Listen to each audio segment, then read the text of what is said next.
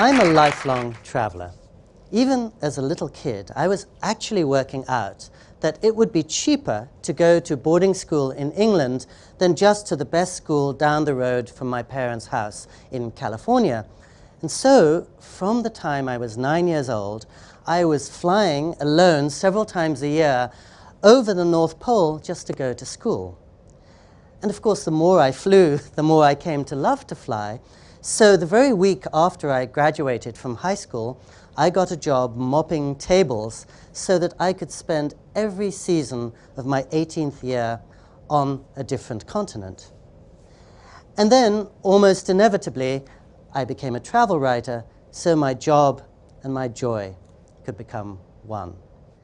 And I really began to feel that if you were lucky enough to walk around the candlelit temples of Tibet or to wander along the seafront in Havana with music pulsing all around you, you could bring those sounds and the high cobalt skies and the flash of the blue ocean back to your friends at home and really bring some magic and clarity to your own life. Except, as you all know, one of the first things you learn when you travel is that nowhere is magical unless you can bring the right eyes to it. You take an angry man to the Himalayas, he just starts complaining about the food. And I found that the best way that I could develop more attentive and more appreciative eyes was, oddly, by going nowhere, just by sitting still. And of course, sitting still is how many of us get what we most crave and need in our accelerated lives, a break. But it was also the only way that I could find to sift through the slideshow of my experience and make sense of the future and the past.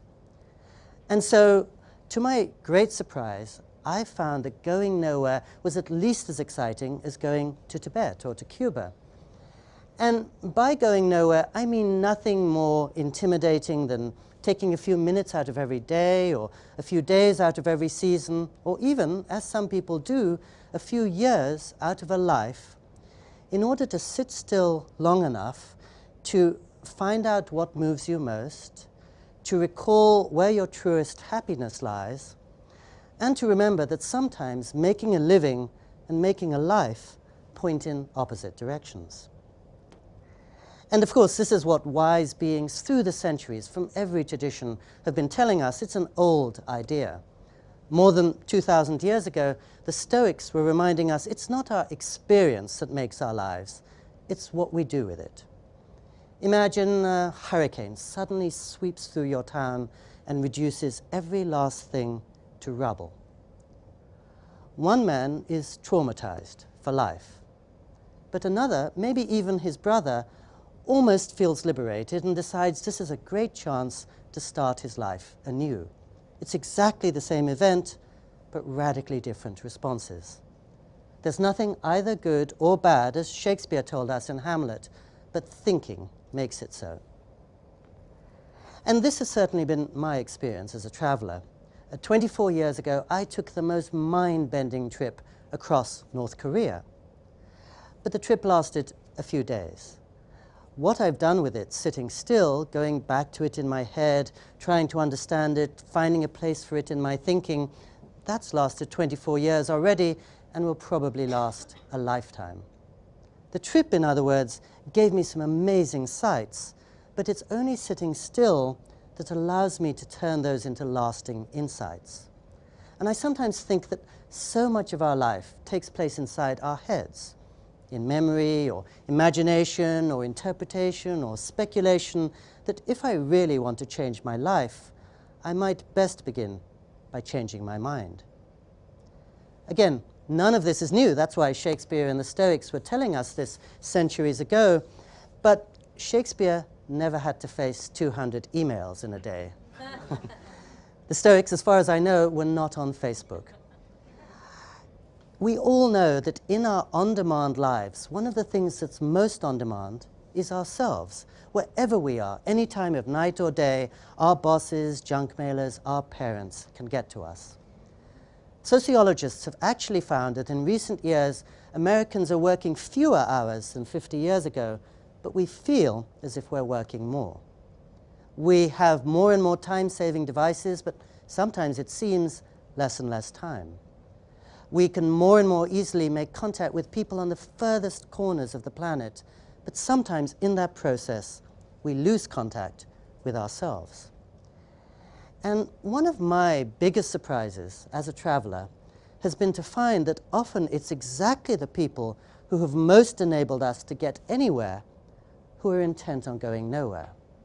In other words, precisely those beings who have created the technologies that override so many of the limits of old are the ones wisest about the need for limits, even when it comes to technology. I once went to the Google headquarters and I saw all the things many of you have heard about, the indoor tree houses, the trampolines, workers at that time enjoying 20% of their paid time free so that they could just let their imaginations go wandering. But what impressed me even more was that as I was waiting for my digital ID, one Googler was telling me about the program that he was about to start to teach the many, many Googlers who practice yoga to become trainers in it. And the other Googler was telling me about the book that he was about to write on the inner search engine and the ways in which science has empirically shown that sitting still or meditation can lead not just to better health or to clearer thinking, but even to emotional intelligence. I have another friend in Silicon Valley who's really one of the most eloquent spokesmen for the latest technologies, and in fact was one of the founders of Wired magazine, Kevin Kelly. And Kevin wrote his last book on fresh technologies without a smartphone or a laptop or a TV in his home. And like many in Silicon Valley, he tries really hard to observe what they call an internet Sabbath, whereby for 24 or 48 hours every week, they go completely offline in order to gather the sense of direction and proportion they'll need when they go online again. The one thing perhaps that technology hasn't always given us is a sense of how to make the wisest use of technology. And when you speak of the Sabbath, look at the Ten Commandments. There's only one word there for which the adjective holy is used. That's the Sabbath. Pick up the Jewish holy book of the Torah. Its longest chapter, it's on the Sabbath. And we all know that it's really one of our greatest luxuries, the empty space. In many a piece of music, it's the pause or the rest that gives the piece its beauty and its shape. And I know I, as a writer, will often try to include a lot of empty space on the page so that the reader can complete my thoughts and sentences, and so that her imagination has room to breathe. Now, in the physical domain, of course, many people, if they have the resources, will try to get a place in the country, a second home. I've never begun to have those resources, but I sometimes remember that any time I want, I can get a second home in time, if not in space, just by taking a day off. And it's never easy because, of course, whenever I do, I spend much of it worried about all the extra stuff that's going to crash down on me the following day. I sometimes think I'd rather give up meat or sex or wine than the chance to check on my emails. And every season I do try to take 3 days off on retreat, but a part of me still feels guilty to be leaving my poor wife behind and to be ignoring all those seemingly urgent emails from my bosses and maybe to be missing a friend's birthday party. But as soon as I get to a place of real quiet, I realize that it's only by going there that I'll have anything fresh or creative or joyful to share with my wife or bosses or friends.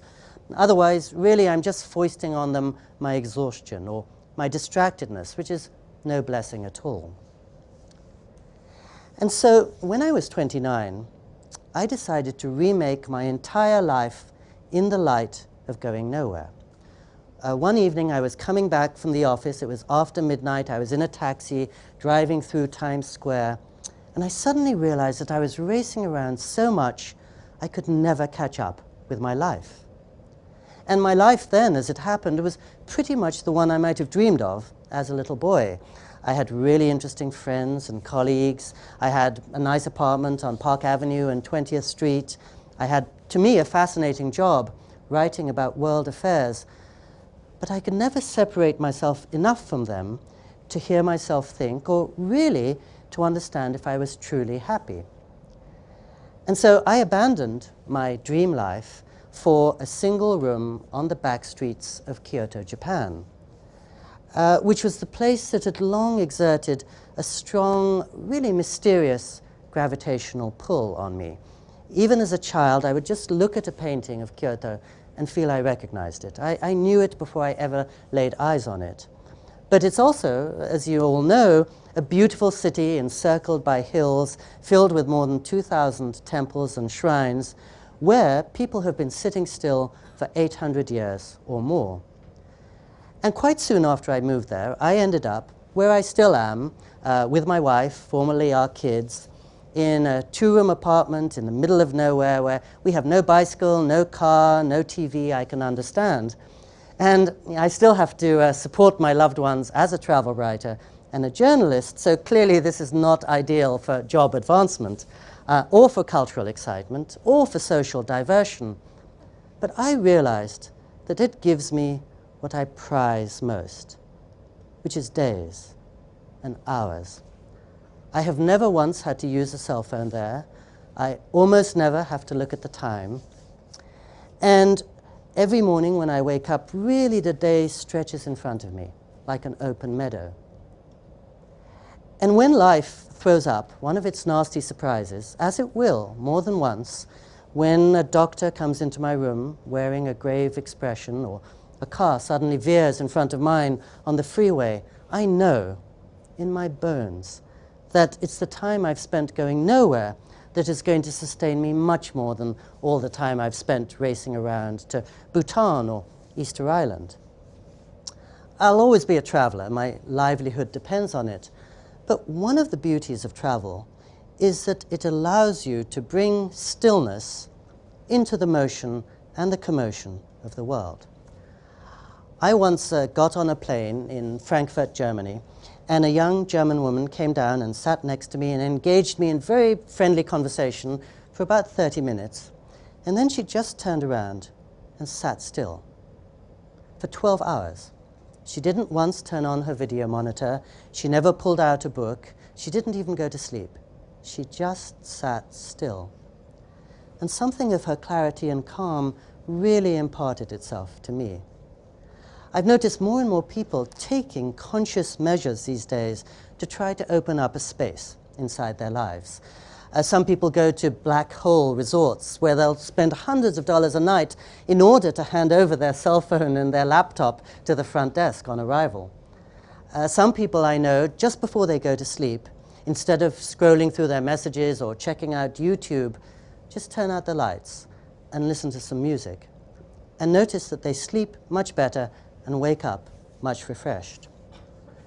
I was once fortunate enough to drive into the high, dark mountains behind Los Angeles, where the great poet and singer and international heartthrob Leonard Cohen was living and working for many years as a full-time monk in the Mount Baldy Zen Center.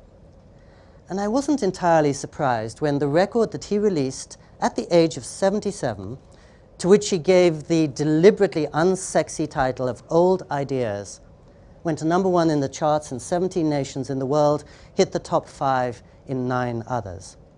Something in us, I think, is crying out for the sense of intimacy and depth that we get from people like that who take the time and trouble to sit still. And I think many of us have the sensation, I certainly do, that we're standing about 2 inches away from a huge screen.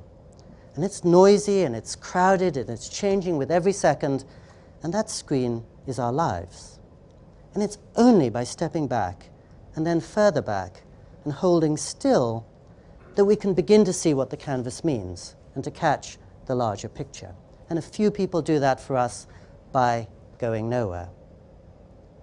So in an age of acceleration, nothing can be more exhilarating than going slow. And in an age of distraction, nothing is so luxurious as paying attention. And in an age of constant movement, nothing is so urgent as sitting still. So you can go on your next vacation to Paris or Hawaii or New Orleans. I bet you will have a wonderful time. But if you want to come back home alive and full of fresh hope, in love with the world, I think you might want to try considering going nowhere. Thank you.